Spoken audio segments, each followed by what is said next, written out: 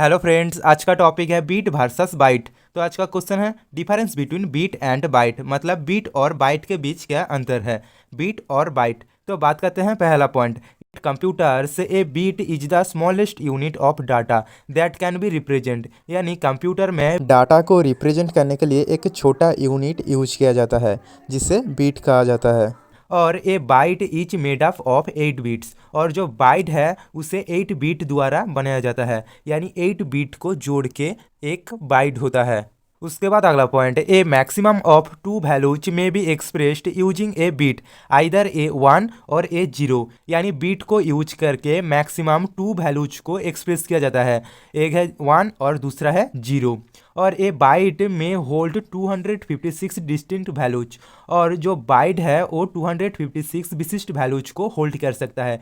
256 मतलब 2 to the power 8, क्योंकि 2 होता है बाइनरी नंबर की बेस वैल्यू और 8 बिट से 1 बाइट होता है, इसलिए 2 टू द पावर 8 मतलब 256 विशिष्ट वैल्यू होल्ड कर सकता है। उसके बाद अगला point, a bit is represent by lower case b, यानी एक बीट को लोअर केस बी द्वारा रिप्रेजेंट किया जाता है। और a byte is represented by upper case B, और एक बाइट को अपर केस बी द्वारा रिप्रेजेंट किया जाता है। उसके बाद अगला point, only ones and zeros are stored in the computer's memory, यानी बीट क्या करता है, केवल 1 और 0 को कंप्यूटर मेमोरी में स्टोर कर सकता है।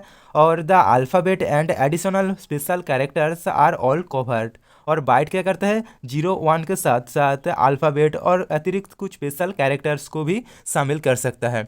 उसके बाद अगला point, there are different sizes like a kilobit, megabit, gigabit, terabit ETC, यानी बीट की भी विभिन्न साइज होते हैं, जैसे कि kilobit, megabit, gigabit, terabit etc..